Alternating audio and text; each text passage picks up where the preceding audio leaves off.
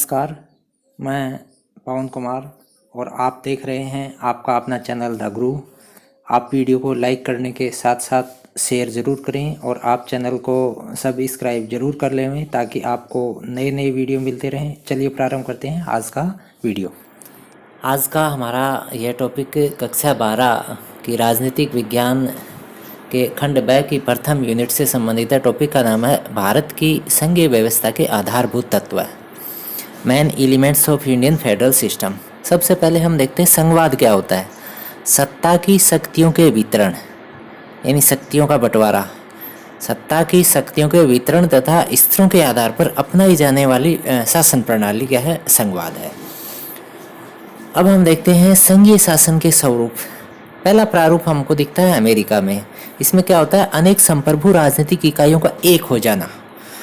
दूसरा स्वरूप हमारे यहाँ ये इसमें क्या होता है, एक बड़ी राजनीतिक इकाई को शासन की कार्यकुशलता हेतु अलग अलग इकाइयों में विभाजित कर देना, ऐसा हमारे यहाँ हो रहा है। सफल संघीय देश कौन कौन से हैं, इनमें भारत है, अमेरिका है, ऑस्ट्रेलिया, रूस, कनाडा, स्विट्जरलैंड, ये इस तरह के देश जो है इनमें संघीय व्यवस्था प्रचलित है।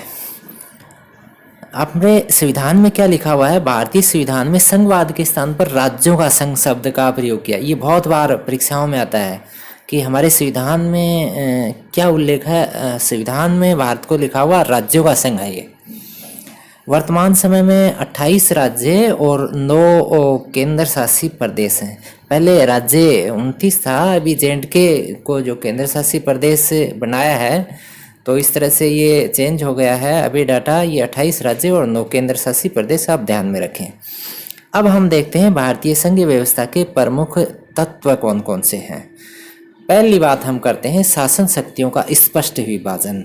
इसमें जो बिंदु हैं उनकी बात करें। पहली है 7वीं अनुसूची के अंतर्गत अनुच्छेद 246 में केंद्र और राज्यों के मध्य शक्तियों का विभाजन सूचीबद्ध है। ये ध्यान रखना, 7वीं अनुसूची में है ये, दोनों के बीच में जो शक्तियाँ विभाजित होती हैं केंद्र और राज्य के बीच में। अब ये सूचियाँ कौन कौन सी हैं। संघीय सूची में प्रारंभ में इस सूची में 97 विषय थे, अब इसमें 100 विषय हैं। ये चेंजिंग हुए हैं अभी कुछ दिन पहले, तो अब ध्यान में रखना है कितने विषय हैं संघ सूची में, 100। और इस सूची में केंद्र जो है वो कानून बना सकता है इस पे।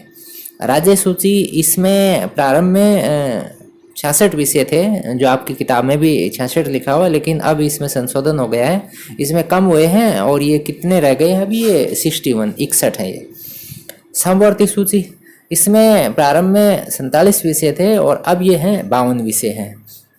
ये समवर्ती जो सूची है इस पे दोनों यानी राज्य और केंद्र दोनों कानून बना सकते हैं। अगर कोई विवाद की स्थिति होती है तो केंद्र का कानून ही मान्य होता है।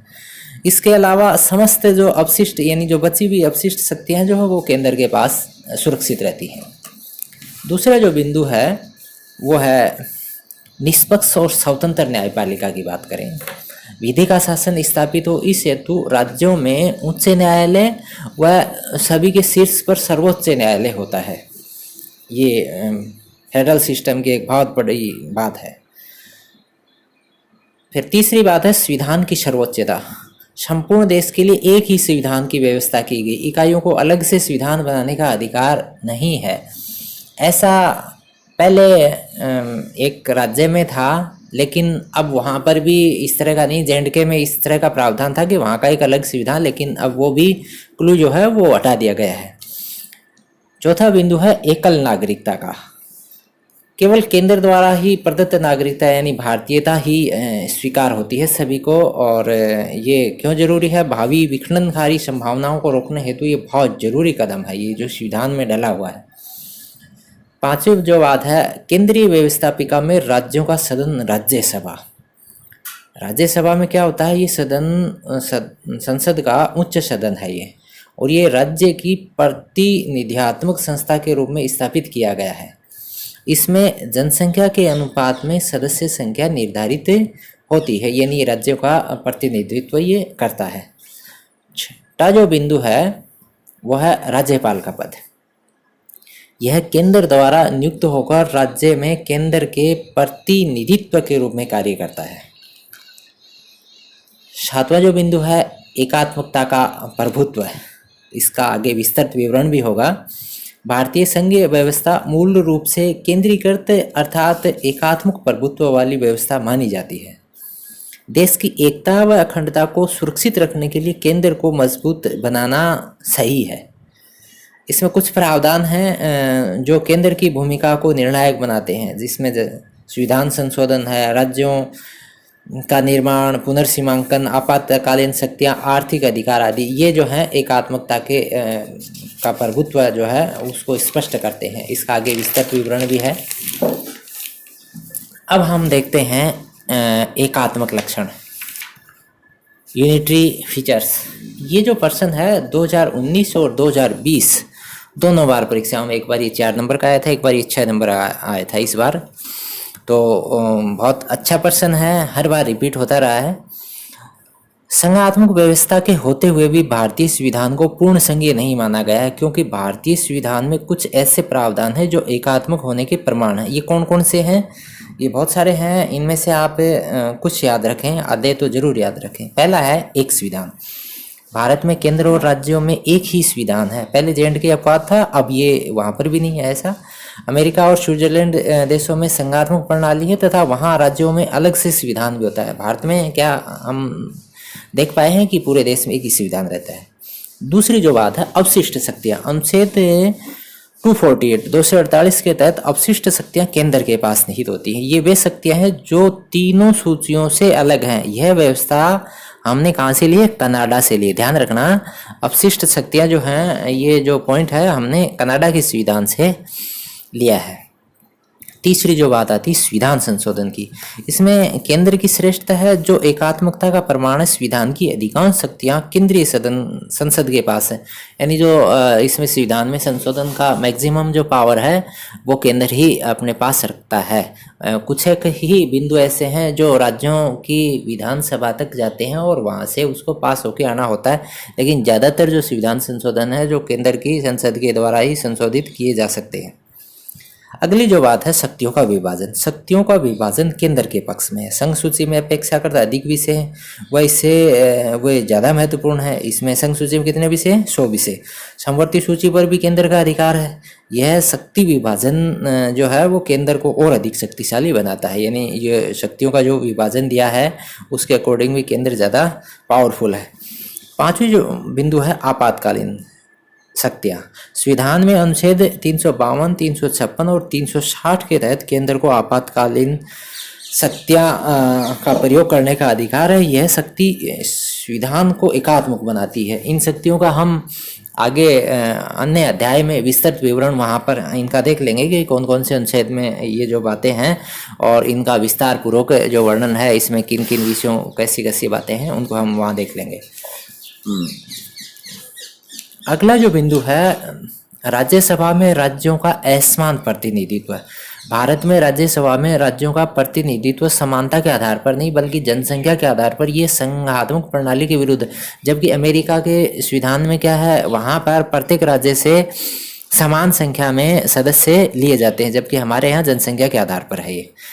सातवां जो बिंदु है एकल नागरिकता का। अमेरिका और स्विट्जरलैंड में दोहरी नागरिकता प्रथा है, यहाँ पर एकल नागरिकता का ही प्रावधान, यानी अमेरिका में क्या है, राज्य की नागरिकता भी है और देश की नागरिकता भी, जबकि हमारे यहाँ क्या है, एकल नागरिकता ही है। आठवां जो बिंदु है प्रारंभिक बातों में एक रूपता। पूरे देश में एक समान दीवानी और फौजदारी कानून लागू होते हैं। पूरे देश में एक ही चुनाव आयोग है।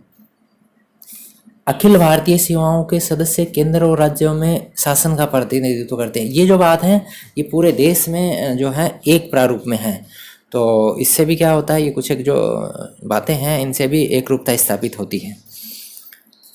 नौवां जो बिंदु है एकल संगठित न्याय व्यवस्था। भारत में प्रत्येक न्यायालय सर्वोच्च न्यायालय के अधीन कार्य करता है।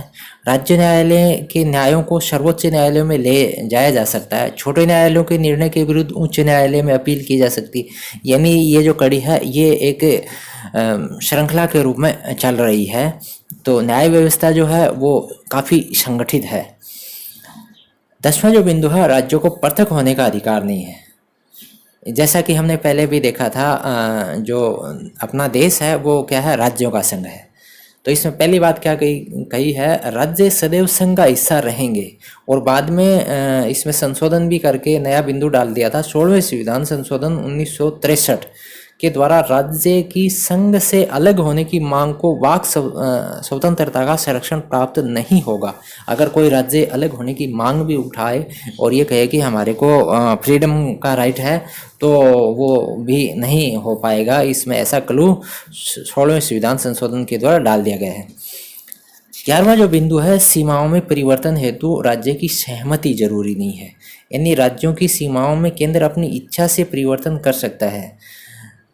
अमेरिका के संविधान में ऐसा नहीं है। ये जो बिंदु है हमारे संविधान में, जो केंद्र के पास किसी भी राज्य की सीमा को जो है वो दूसरे राज्य में बदल सकता दे सकता है। यानी सीमा का संशोधन, पुनर्सीमांकन, ये सारे जो बातें हैं वो केंद्र के पास सुरक्षित हैं।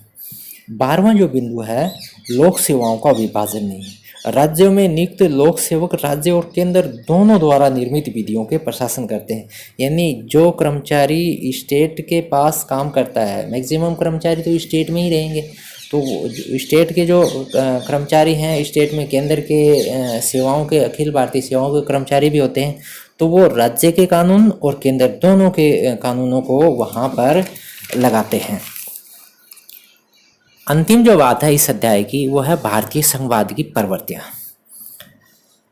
भारतीय संघवाद को केसी व्हीलर ने अर्धसंघीय माना है। ये छोटे छोटे बिंदु हैं, आप इनको ध्यान रखना। केसी व्हीलर ने क्या कहा है, इसको अर्धसंघीय। ग्रेनविले ऑस्टिन ने इसे सहयोगी संघवाद कहा है। ध्यान रखना, ऑस्टिन ने क्या कहा, इसे सहयोगी संघवाद। मॉरिस जोन्स ने सौदेबाजी वाला संघवाद कहा है। मॉरिस जोन्स ने क्या कहा गया है, मॉरिस जोन्स ने क्या कहा, इसे सौदेबाजी वाला संघवाद। भारतीय संघवाद विशुद्ध सैद्धांतिक संघवाद नहीं है और विशिष्ट बहुलवादी परिस्थितियों में इसे एकात्मक शक्तियां प्रदान हैं। जैसा कि हमने पहले भी देखा था, इसमें केंद्र को शक्तिशाली बनाया गया है। यानी संविधान को इस तरह से तैयार किया गया है जिसमें केंद्र जो है वो शक्तिशाली बना रहे। यह एकात्मक आत्मा वाला संघवाद है। तो ये कुछ एक बिंदु थे जो इसकी संघवाद की प्रवृत्तियों को दर्शाते हैं। तो आशा है ये जो संक्षिप्त जो टॉपिक है, जिससे हर साल परीक्षाओं में प्रश्न आते रहे हैं, आप इसको संक्षेप में समझ पाएँ। आप हमारे चैनल पे बने रहें और इसको सब्सक्राइब जरूर कर लें, ताकि नए नए जो वीडियो हैं आपको समय पर देते रहें। धन्यवाद। जय भारत।